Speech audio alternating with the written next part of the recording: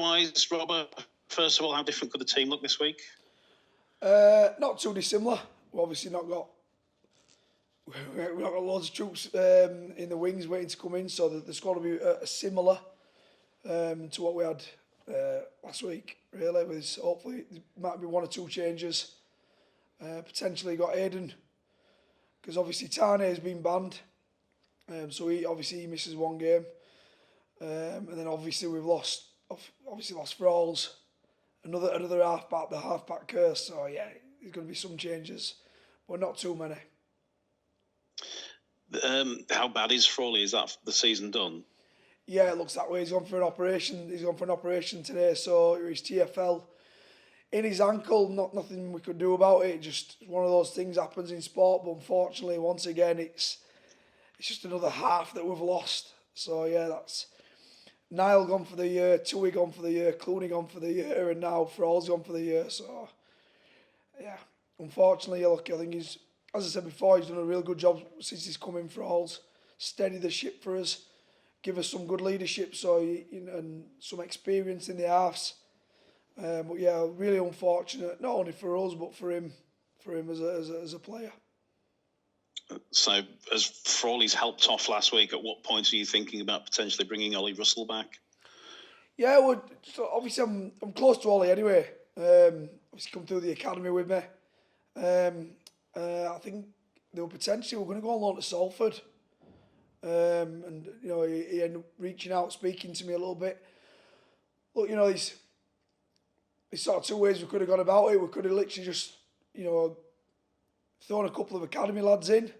But you've also got to be very conscious of. I'm one of those that obviously I love promoting young kids. I don't know how many debuts I've given this year, but there's been a hell of a lot of debuts this year, so I'm not adverse to throwing young lads in and look into the future. But you've also got to be very conscious about how many games they play and who they're playing with, and we've got a really inexperienced spine at the moment.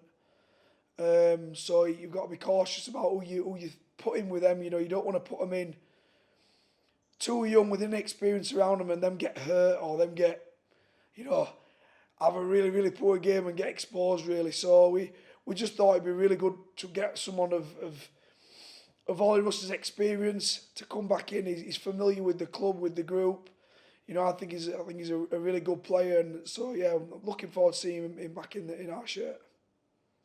And that familiarity does make a difference, doesn't it? The fact that you're not bringing someone in who's alien to the environment, you're having to tell him where you train or where you put your boots or things like that. It's pretty much as was last year, isn't it? Yeah, very much so. And obviously, he's really close to some of the lads. Matt English of the world. He's sort of played academy and come through the ranks with him. Sam Hewitt, so he knows the lads. He knows the setup. It's been seamless really for him coming in. Like I said before, I've always really liked Ollie. I've always liked him as a player. He obviously wanted me to be captain for a while in the academy, so we've got a really good relationship. And like I said before, we want to blood young lads and give them opportunities, but you also don't want it to be a detriment to them moving forward long term. You don't want to throw them in if they're not ready or if they don't have experience around them and them get hurt or get exposed. So we've got Marshall Land that we've got expectations of, and hopefully he's going to be a good player of the future, and he's somebody that we're going to bring into the first team squad as of next year. Started training little bits with us. And he's probably going to get a run out at some point in the next couple of weeks. He's Marshall, but yeah, just bringing Ollie in for a little bit of experience. I think it's been really good for Marshall as well, because he can sit behind him and listen to him and learn from him. Just on the subject of new faces, I think the transfer deadline is next week. Would you expect any activity? No, I think we're pretty much done. I think from a cap perspective, we're pretty much done. We've had to wriggle and move and manoeuvre people to get Ollie Russ, on board. The club have been really good about doing that, but yeah, I think from a cap perspective, I think we're done either way. On the field, 5 games left, starting with Warrington on Sunday. How do you view the running from here on in? You talk about putting some youngsters in. What else do you want to see? What else do you want to look at between now and the end of the season? Oh, it's very difficult this time of year when obviously people say you've got nothing to play for. There's 5 games left. People can see the light at the end of the tunnel regarding the end of the season. But we want to finish on a high note. And look, the games previous to last week, I thought we even the games we didn't win, we tried exceptionally hard and put ourselves in an opportunity to win games, and that's what we want to do for the remainder of this year. And whether it is the young lads we're putting in or inexperienced, we want to play well. Want to put some good performances for people to be proud of and sing about. And it's going to be a tough opposition to play against this week. They're still fighting for something at Warrington. And look, when you go through the side, they've still got exceptional players. When you've got Sneed, Williams, Danny at 9, Dufty potentially coming back at 1, the spine can pretty much not nearly getting every other side in the league, but they're definitely pushing as a really good experienced spine. So they've got really good players, and they're going to be a tough opposition this week. I think a lot of people have written the Wolves off. Do you still feel they've got a playoff chance? Well, the players I've just read out then, I don't think you can write off a side that's got Sneed, who's won countless big games in Grand Challenge Cup finals, and Williams, who's played at either side of the world and done exceptionally well and captains his country. Danny Walker at 9 is probably one of the best. He's getting touted at, a lot of NRL clubs are after him, and Dufty's played at a very high level for a very long time. When you've got that as your spine, I think you're always in with a chance. So we've got to make sure we're on his best game and play like we did in the weeks previous before the St Helens game, to give ourselves, a real good chance of winning this game. Just lastly for me, Robbo, you'll go up against Sam Burgess again, not for the first time this season, of course, but former England teammate. Just give us a sense of what it was like to play alongside him. Oh, look, he's going to go down as one of the best players. I think not that England have produced, but I think the game's produced. Some of the stuff that he's done as a young kid at Bradford, you just knew we were destined for greatness, really. And when he went over to the NRL and the things that he did in that year where Souths won it, I think were testament to him as an individual, not only as a player. And I think he'll go down in folklore. When he broke his cheekbone, when Jammer broke his cheekbone, he stayed on the field and managed to win it for Souths. And yeah, look, he's a player that pretty much had it all. Very rarely do you get somebody over 6'2" that can actually ball play, that's fast, that's got good footwork, that's got a really tough mentality. He had it all, really. I'm very, very privileged to play with him.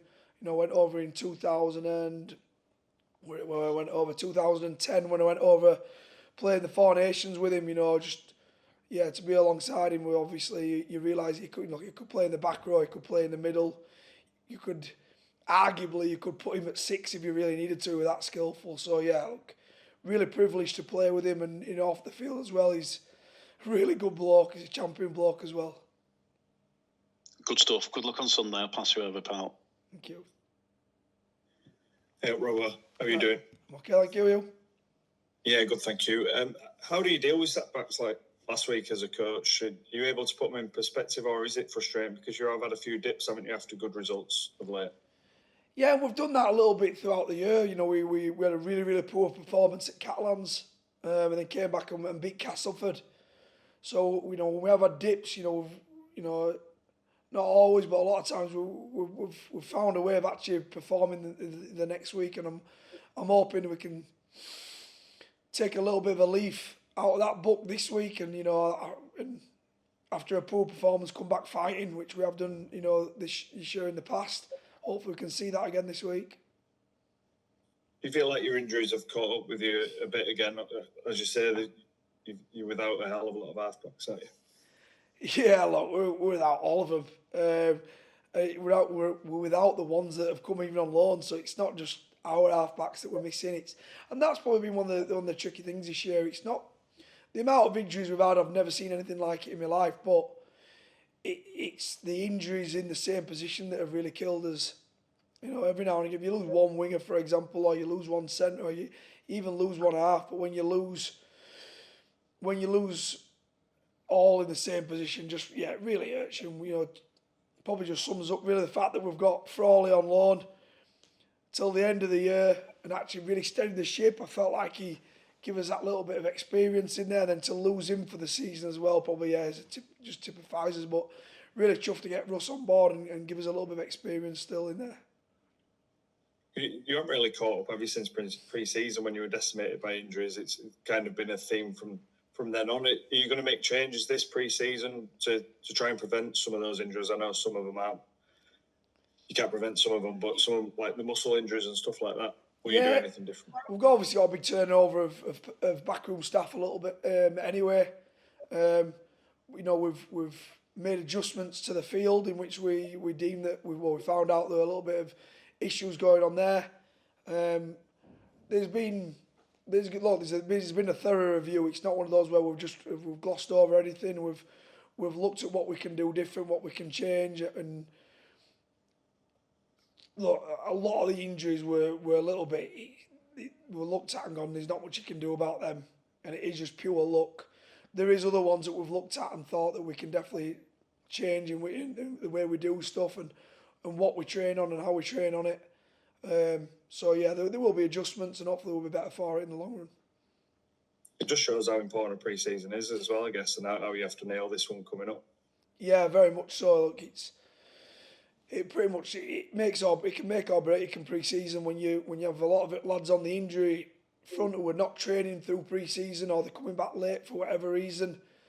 Then it makes it very difficult if you don't get the foundations in place. You know, your pre-season is what you build your foundations on. We need to make sure we get it right this year. No, good stuff. Thank you very much, and all the best for the weekend. Thank you. Cheers. Hello, okay? I'm okay, mate. Thank you. Nice one. I think the guys have pretty much covered everything for me. Just check for sure Ollie Russell can't play next week, can he, against Wakey? No, look, he can't play the week after, so he's here for the year, but he'll only be a week before we have to obviously stand him down because we're playing against his parent club, which means, you know, somebody is going to get an opportunity. You know, I'm fingers crossed it goes well this week in the academy where somebody, you know, one of the young lads is going to get an opportunity, and it'd be nice to actually see where he's at and it'd be good for the club moving forward in the future, you know, giving somebody an opportunity to play in that game and then potentially bring him out the week after.